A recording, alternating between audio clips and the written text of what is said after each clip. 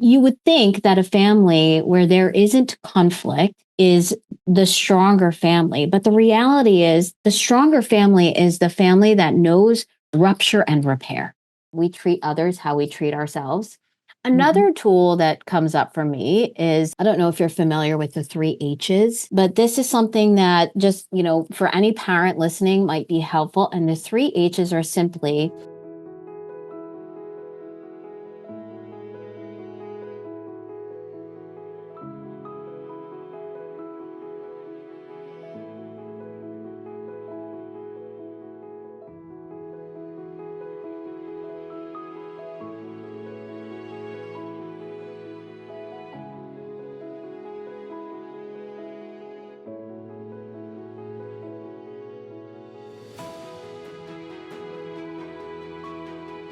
Hi, my name is Terry Willis, and welcome to the Power of Family podcast.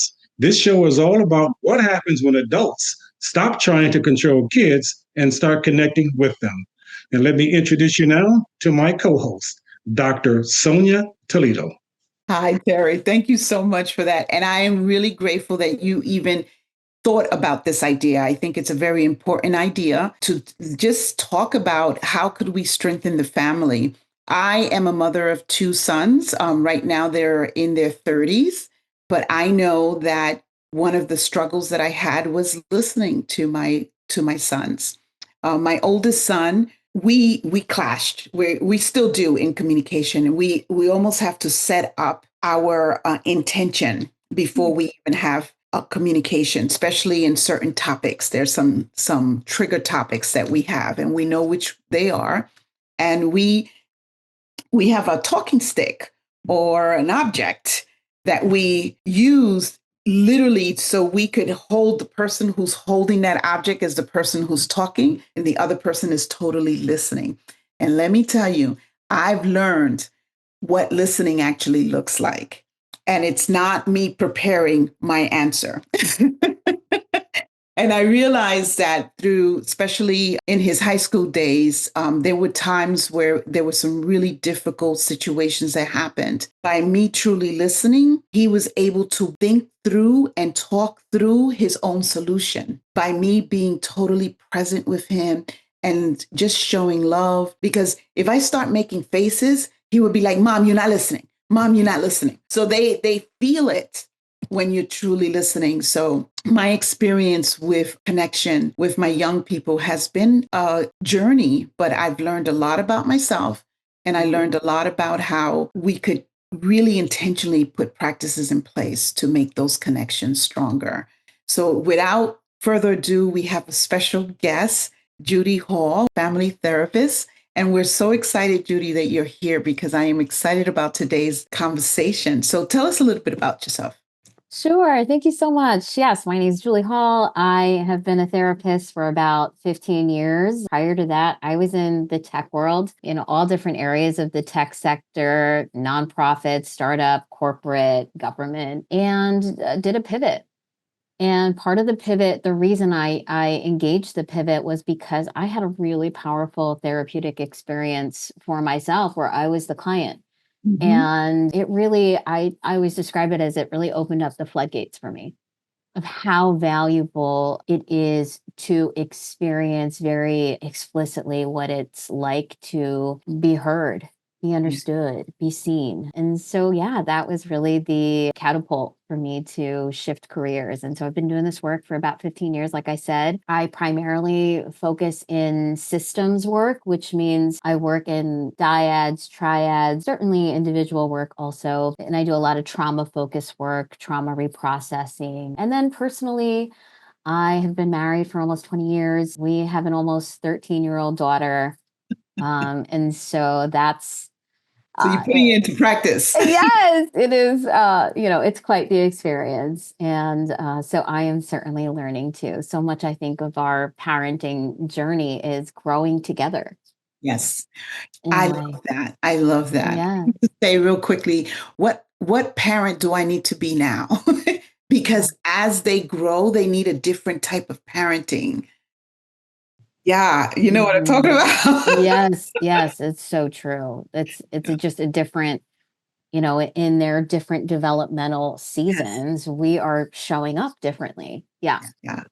Yeah, it makes a lot of sense. Well, again, I want to thank you for coming on our show here. And I'm going to move us forward, and I'm going to just ask the first question here. What makes generational gaps feel more intense today? Yeah, I think that's a great question, Terry. I'll say I'll kind of weave in personal and obviously like my professional experience. On a personal note, my background is Indian American. I, was born and raised in the States, but my parents immigrated here from India. And so there were not only generational differences, but there were cultural differences. And I really grew up in an era where it was a little bit of like you're seen and not really heard. Right. You obey, you follow the rules, right? And there wasn't a lot of sort of attention on your like the emotional landscape of the child. But so much of that I think is, again, we treat others how we treat ourselves. And and I grew up I'm sorry, you have to say that again, because that should not be like just treat others how we treat ourselves, how important that is to be heard, to understand.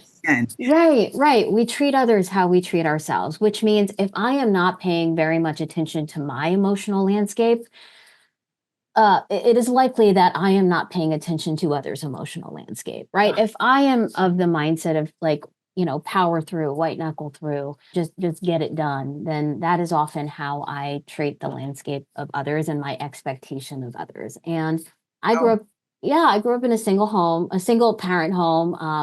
My mom worked really hard and she loved in the best way that she could. And yet there were responsibilities that really took up most of the space. There wasn't a lot of space for her, capacity for her to tend to, again, emotional landscape. And so I think, as far as the question, Terry, I think a component of it is that the norms to some extent are different now in that there is so much more conversation about mental health, emotional health in ways that there weren't before. And kids are really responding to that.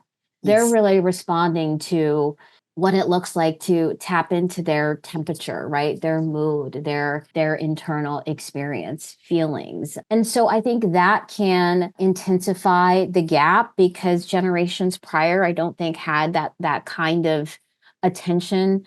I think certainly social media technology that plays a huge role in, widening the generational gap, right? I think there's also a climate that we're in that can often feel polarizing, like this is right, this is wrong, this is good, this is bad. What side are you in? What side are you? Exactly. That again can intensify gaps and make it more difficult to come together, to bridge. And I think our kids now, they're also living in a landscape, and maybe this was to some extent generationally a part of things also, but they're dealing with environmental crises, things that systemic crises and things that are really important, I think, for that there's a burden that they carry that they talk about amongst each other, but it's very difficult, I think, maybe for them, or it can be difficult for them to engage those conversations with their caregivers, right? Their parents. Yeah. I think that when you said there's a burden that they carry, yes, there is this feeling that as adults are listening to what's happening in the crisis of this world, and they, the news it's huge, and there's also issues like what you mentioned, systemic issues, world issues, relationship issues, all kinds of stuff. I don't think adults really make the connection that children are also carrying this burden as well. right. And they make up on their own mind what it means. They are making meaning of it. They're making meaning of it. Exactly. And that's where it becomes very critical and a crisis and a conflict. Because adults here are thinking, oh, you should be just doing X, Y, and Z. But then the child is thinking, but I'm worried about this and I'm worried about that. But we're not listening to them. Right. And if we're not holding space for them, right, then they are making meaning just again based on how they're responded to, how they're not responded to, or, again, based on their limited perspective. And I think, again, there's just a lot of opportunity. So it's so beautiful that the two of you are building this platform because again, there's so much opportunity to bridge that gap. And talk about it. And even, if everybody could walk away today with one tool or one insight to build their connection with their children, teenagers, little ones, all ages, closer. And it's really all about being intentional, beginning some kind of commitment to it as an adult. So share with us what kind of patterns, you have seen in your therapy practices. Yeah, I think, some of the patterns I see is like a defensive stance. I think it can be difficult for particularly parents who are, often doing their best and, trying to get it right to hear that they're not getting it right. And Mhm. so defensiveness can be a reactive posture, right? And when a child experiences that defensiveness, they can often shut down, right? Or they can even double down in their perspective rather than what the intention is to bridge the gap. What I also find is that parents can unintentionally minimize and devalue the emotional experience for their children. And that's just, again, based on their own condition, right? If you grow up with the mindset of you just keep moving forward, then to acknowledge or sit in the emotional landscape sometimes feels unproductive to the parent, right? When in reality, what I really try to do is bring in some psycho ed to the family dynamic that it is in fact connecting, it is in fact of value, and it actually accelerates growth. So Wow. that's yeah, I think that's another pattern that I can see. I can also often see withdrawal and shutdown, particularly when on the child's end, particularly when they feel like their parent isn't attuned. So, what you were sharing before, Sonia, as far as your, what you noticed about your son, right? When he can sense those micro moves, right? When you are attuned, I mean, he's calling you out, which I think is great. But oftentimes, children shut down. Yes. Yeah. When they feel like attunement is lost. Yeah, Yes. And you mentioned about the value of emotions. I have to say, I grew up where emotions were not valued. We suppress them. We don't have them. And if you do have them, I was growing up believing that I'm too sensitive, or she's always crying. I still cry, yeah, because I get, I'm an empath, but mhm, it's a taboo, especially mental health illness is also a taboo. So we just don't talk about what's really happening with ourselves, with our emotions. So that is a gap that I grew up with. And yeah. now, when I brought up my sons, I thought that it would be a good idea to let me have you share your emotions. And What a I difference. think for the most part, we did pretty well because we know how to communicate. And like I Yeah. said, we put tools in place when we really need to communicate. Yeah, so that's, it's defensiveness I sometimes see as a pattern. It's devaluing and minimizing the emotional experience.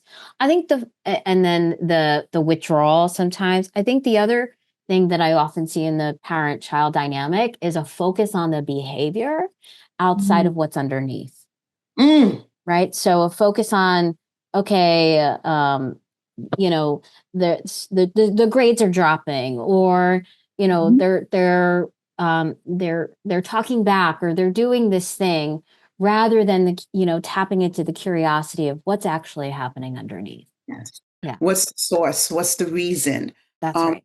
Underlining what's the trigger that's actually having you be, disrespectful, or, dismissive, or whatever children do. There's so That's many things that we get irritated by what they do, but we're looking at the behaviors. We're not necessarily looking at why that's they are exactly right. behaving that way. As I listened and I heard all of the areas that have touched on me. And I wanted to jump in, and I just want to speak on growing up. And everything that you were saying, it fits into the generation that I came up in, as opposed to what I'm seeing in the young adults today. We just had that upbringing where what mama and daddy said, we abided by it. Yeah. Nowadays, I find it hard trying to communicate with the young people. And we're trying to search right now and find these answers. How do we bridge that generational gap? And I'm going to stick with this until we have made an impact in our society, in our communities. Because if we don't, then we will continue to go down this path where as adults we know where this is headed. Yeah. Because when we lose that respect and love for one another, and especially for your parents and your grandparents, then we know that something is truly lost. Yeah. And we're in trouble. Yeah. More so than what we think. That's so good. And that's why I'm so grateful that you came up with the power of family, right? Because that's what we want to do. We want to build the family infrastructure to be powerful. It's, we always say it starts at home, but it also begins at home, right? So the problems start at home as well. That's right. This is so awesome. So, what are some of the tools that you use with your Yeah. Well, I will say, to the point that you're making as far as can begin at home, some of the challenges can begin at home, and some of the, the strengthening, the security begins at home. I want to, absolutely validate that. In my work with clients, almost always I spend time, even with individuals, I spend time with them on their experience of their family of origin. Mhm. As a marital therapist, the Mhm. lens with which I use as far as looking at any issue that we're facing is the lens of relationship. And Wow. our most formative relationship is often the one that we've had with our family of origin. So Yes. the work that the two of you are doing again is the source work, right? And and so the more that we can strengthen that relationship, the more opportunity that individuals really have to thrive Yes. and to, show up in their full potential and their optimal. So as far as tools, there's a great book actually out there called Peaceful Parent, Happy Mhm. Child. And it's written by the author's name is Dr. Laura Markham. And she talks about how when we are navigating challenge with our children, she describes this kind of three-pronged process. Okay, Mhm. it's a three-step process. And the first step in the process is when you are noticing conflict, challenge with your child. The first step is to connect with yourself. Mm. Connect with yourself. Tap Mm. into what is the story that I'm telling myself about myself in this moment? Is it that I'm failing? Mhm. Right? Is it that I'm rejected?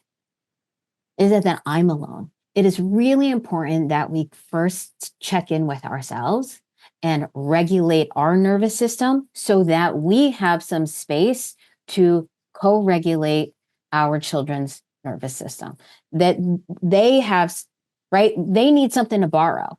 When they Yeah. are dysregulated, they are essentially looking to borrow from the nervous system of their secure attachment, right? Wow. Their attachment figure. And so if we are dysregulated, they got nothing to borrow from, right? So that is primary, is connect with self, ground self, come back into our truth, into our sourcing. And then the second step is to connect with their emotions, Yeah. connect with what they are feeling. Mm. And then the third step is to correct. But so often, what happens is we go immediately into the third step. We go into Correction. Exactly. And that often goes sideways, Yes. right? Or actually exacerbates the problem because they don't feel seen and they Mhm. don't feel heard, Mhm. right? And they need a moment for their lights to come back on. Yeah. Yes. Right? Because otherwise they push back against correction, right? Not because they're bad kids, right? But because there is something going on there again that they need some regulation around. Yeah. And that's the perpetuation that we're doing from families, from generation to generation. We continue to keep the problem alive because we're not really starting with ourselves. So, where is my stuff coming from? Like, why am I agitated? Why am I frustrated? Why am I, whatever that's going on for me, I can't be present. That's exactly right. Or But Another- that is the but Go that is ahead. the $1 million question. Why? Mhm. It's the $1 million question that young adults ask, and far too often parents just are not there to answer that question, especially given how at their fingertips they have what? Social media. They have social media to turn to, and it takes up all of their time and attention. And there's the conversation. It's lost. I think There that's such a good there point. lies the generational gap. I think that's As such a good point. as kids, we all came up feeling the same thing about the adults in our lives at that time. But yet now we are here now, and we have gone down that journey, down that road, and we know, well, we would like to think that we know how to help them find that solution. But if they don't communicate with us, then we're at an impasse. Where do we go? Right. They drift, and we just watch them drift away. I know. And blame it on them. Yes. I know. Blame it on the kids. I So, know. again, you mentioned like if I'm willing, sometimes you're not willing to go internally yourself in order to solve, like you see the problem out there, but you're not seeing what role you play in the problem That's right. That's with right. your child. So if you're not willing to go inside yourself to start thinking about the source of your upset and be calm, because you're those 3 steps that you said, you got to do it as an adult for yourself before you even go to your child and expect them to change their behavior. That's right. That's right. That's right. It's like I would say this 3-step process, there's a component of it that is like a practice for a parent to engage their own self-compassion. Yes. Right? We treat others how we treat ourselves, like you said. So if I'm not compassionate towards myself, then I have no compassion to give my child, right? And so this is what we know about compassion. Compassion is infinite. It is not a finite pie, meaning it's not that if I give compassion to this person or too much to myself, then I don't have enough. Compassion breeds compassion, right? So I think so much of it really starts with our own grounding of self. Another tool that comes up for me is I don't know if you're familiar with the 3 H's, but this is something that just, for any parent listening might be helpful. And the 3 H's are simply asking my child, do you need to be helped? Do you need to be heard? Or do you need to be hugged? Oh, I love it. Oh my God, we need to put that in big words. Yeah. 3 H's: helped, Well, I would like to add even more. or hugged. Helped, heard, or hugged. Yes. As we move forward, we will be offering tools for people, for parents, for grandparents, for the kids themselves. We would like to be able to share your tools or add your tools into our toolbox. Absolutely. Absolutely. And I think you also tapped into something, Terry, around what again, like kids have questions, right? Yes. They are, things are spinning around for them. You mentioned this too, Sonia, right? They are making meaning.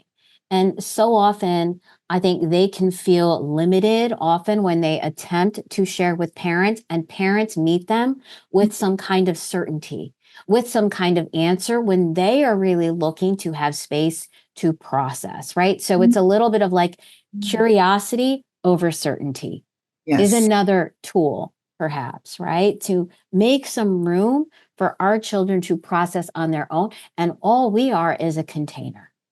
Exactly. That is And, so and powerful. and we have plans on having these kids come in and speak their minds, tell their side of the story, get the parents and get the adults to listen to them. That is part of what we want to do. Let them talk, let them be heard, and not adults constantly trying to drill into them what their mindset is and what their thinking is. And That's you right. do this and you do that. We're That's going to right. give them the mic. That's right. We That's want us, the adults, to listen to them. And you said it, the process is so critical for everyone to go through the process of, why am I feeling this? I'm feeling this first. This is what I'm feeling. Why am I feeling this? And let me talk it through. And that's the part that we don't get, because we want to correct. We want to solve it. We We want to want to correct it. solve it right away so we can move on. That's exactly it. Because that's often how we treat ourselves. Yes, that's how we treat ourselves. Yes. We're not willing to go through our own process. That is so. And the thing, when you going back to the three H's, I have to, say it again. Do you need help? Do you need to be heard? Do you need a hug? It is so, that is such a great way to just introduce it as an opening conversation, because sometimes whatever's going on, even if the child is acting out with frustration, is like, tell me what you need right now. Because if it's a hug, my heart is so connected when you said that. Because if it's a hug, let's start with a hug. Right. Right. Right. And there's so many times where kids, and we all do it, we carry stuff from what happened during the school day, or what happened with a friend, or just the way I felt when I was taking the test today. And then I go home, or I go to an after school, and I start acting out because of those feelings of what happened earlier in my day. And we don't get to, like, what do you need right now? That's right. That's right. I Yeah. This is the bomb. So I am so excited that we're having this conversation, and we're even getting a little deeper. What are some things that families are doing? We definitely talked about, in their perspective of upbringing children, that escalates more conflict. Um, I think, again, it's what we talked about, right? It's the defensiveness, right? It's the withdrawal posture. It's the, attempt to solve or correct before we engage any kind of curiosity, right? It's the minimizing, it's the devaluing, it's the lack of us doing our own work, right? But again, there's a lot of opportunity as far as repair, and I'm happy to talk a little bit about that as far as what repair can look like, because this is also what we know through the research, is that a family is stronger when you would think that a family where there isn't conflict is the stronger family. But the reality is the stronger family is the family that knows rupture and repair. Yes. It's not the one that is absent of conflict. Yes. That is the family that has a stronger level of resilience and security. And so much of the breakdown comes from not the ruptures per se. It's all the conversations that were never had. That was never had. Right. And so I think there's so much opportunity again for families, parents particularly, to even just develop some kinds of rituals, right? Sonia, you mentioned the like holding a stick to identify who's, the talking stick, right? There's so many opportunities, I think, to build rituals in family, because what we know about the family structure also is that we need a balance of two things. We need a balance of warmth and structure. Warmth and structure. So often we lead too far either into the warmth, or we lead too far into the structure. Personally, in my household, it was a lot of structure. Yes. Not a lot of warmth. And that is not a disparagement. It is, again, capacity. It is, knowledge. It's generational, right? And so we need a balance of the two. Structure and warmth is what really strengthens the level of security for our children. I want to bring it back to, as a parent, if we're not getting that warmth and structure for ourselves, right? Because one of the things that come up for me is, how well are we taking care of ourselves, where we give ourselves enough time to deflect and give ourselves some love for, or do things that we know for ourselves we need in order to be present for our day. I know that we're dealing with the challenges of this world, from the job issues, financials, relationship. The parent themselves are dealing with so much in their own life, but they don't know how to balance that either. That part again. Right. So having the energy to be able to give it to our kids, we're so exhausted. That's exactly right. They need a nervous system to be able to borrow from, right? We treat others how we treat ourselves, right? So again, to your point, Sonia, we need to really give ourselves margin, threshold, to be able to foster and cultivate what we want in our family life. Wow. Yeah, for sure. Powerful. Yeah, this Powerful. Yeah. And I have to say, Julie, we definitely want to know how to reach out and get to know you, but talk a little bit before we go about some micro rituals that we could start with, and like little baby steps. Absolutely. I think one of the things I think is really important, I would say in any relationship, I always say, like, I generally work with couples, but I think this really applies in the family dynamic, like parent to child also. And when I think about the characteristic that is the most important in any relationship, like the health and the sustenance of any relationship, it's not necessarily love, communication, respect. For me, and another therapist might say something else, but for me, it is humility. It is humility. Yeah. Right? It is taking this one down approach. And part of the experience of humility is giving myself permission to apologize. And that may be another generational gap, in that many of us did not experience from our parents apology, right? That was not something that was given, right? Because maybe the power structure needed to be, preserved, or whatever the reasons were. And yet there is real power in the experience of apology. Absolutely. Right? To be remembered, to be held close, to be shared and passed on. Yes. All of it works. Yes. All of it. There is no one single answer, but that one has some true foundation in it. Yes. A foundation that can be built upon. Yes, because what I communicate in the apology is, this isn't about power, right? This isn't about, me, exerting power over. This is about connection.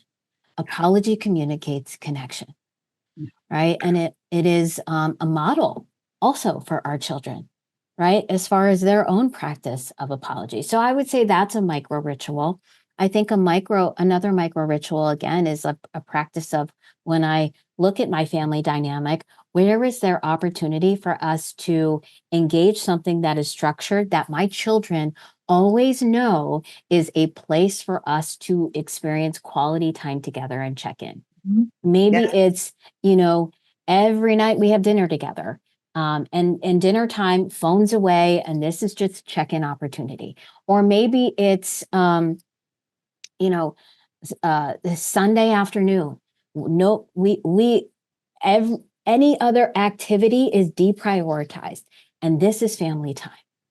Yeah. Right. This is an opportunity for it. This is just about us experiencing quality time together. And that has to be intentional, because the demands of the world are always at our fingertips. They are always at the door. At our fingertips right here. Right. Exactly. Exactly. And so it's just, again, building these rituals that communicate that the quality time and the experience of our family connection matters. Maybe it's, every Sunday evening we are cooking together. Yes. We're making a meal together. We're Yes. doing something active together, right? So I think that it's that, right? I think, again, just the practice again of, again, just experiencing that quality time and that practice of rupture and repair. It may sound so simplistic, but it is truly foundational. Yes. Because without it, something will be weakened and lessened. And that something is family ties. Yes. You will lose the very foundation with which a family stands on if you do not have that simple statement that you have made about time, family time together. If you do not give it, the outside world will, and it may not be nice. And we know it's not nice. So it all begins at home. That simple thought, but it's very scattered in a lot of people's lives that they just cannot apply it. That's right. That's right. And we are so often operating out of one of two pathways, right? We are operating either out of fear or out of love. Yeah. Yes. Either out of fear or out of love. And if we can strengthen the family foundation, then that really it's that secure launching pad for our children to primarily operate out of love over fear. Oh, fear. I love it. You've given us so many nuggets today. We're going to take a lot of these resources and make sure that they are, written down and available to our population. I want you to share this podcast with as many people as possible. Today, we really have learned a lot around why this generational gap actually exists, and it feels more intense. And some of the things you brought up was like, yeah, because, our young people are saying, hey, mental health, we need to be heard. They're asking to be heard. One of the things I think we also have a very courageous I would never talk to my mother about my gender preference. It's just not. And now they're like, no, I'm a them, they, them. I'm a she, I'm a he. They're putting themselves out there, very courageous. So our kids are not us. And that's what we got to remember. And you reminded me that today is like, we won't know who they are and their potential if we don't listen. That's it. That's it. And, you also we are not the experts on them. They are the experts on them. They're the experts on them. But we're operating out of fear, which is one of the things you brought up too, is that if we're operating out of fear, I'm trying to protect you, I'm trying to control you, so you won't go through what I went through. But guess what? If we don't allow our kids to have a sense of, let's go through the process of what I'm doing, they're going to run into more problems. If we don't say, yeah, this is your process, and this is how you are processing solving your own problems, then I know that when you're out there in society, that you know how to handle yourself. That's right. Choosing. That's right. We are the safe, structured place for them to make meaning. Yes. Yes. And one of my favorite things that you said was asking them, and this, what do you need? So we usually at the dining room table saying, how was your day? Okay. And that's all you get. Well, what do you need right now? Do you need a hug? Do you need to be heard? Or do you need some help? And then we could get deeper, because then that would be what starts whatever conversation needs to happen. I am so grateful to have you here. And as we're closing up, why don't you share with us, one, you did share with us a book where you got your tips from. Is there any other resource that you would like to share? I think for parents, I think an incredible book, I don't know if you're familiar, is by Dr. Resma Menakem, My Grandmother's Hands. You familiar with the book? It really does talk so much about what the two of you are putting language to, generational gap and the experience to some extent of generational trauma that we essentially move through, right? There's a beautiful quote that says, pain travels through families until someone is ready to feel it. Ouch. That Yeah. is powerful. Yeah, pain will travel through families until someone is ready to feel it. Right? And this is the space that the two of you are opening up. Like it's time to feel it. It's time to feel it. It's time to feel it. So that is it's an incredible book, My Grandmother's Hands by Dr. Resma Menakem. Tell us, how could we keep in touch with you? How could we reach out? How can we Sure. make sure that you are still in the speaking? I would love to have you back because I got a feeling we got a lot more to talk about. Of course. My website is probably the best place to reach me. It's juliehalltherapy.com. And there's a way to connect with me, or anyone can reach out to me via email, and it's julie@juliehalltherapy.com. So then obviously you both have my contact information. So thank you so much. And we're so excited. Thank you for coming. Thank you for being here. And remember, this is the power of family. Starts with how we show up. Connection is contagious. Pass it on. Thank you. Thank you.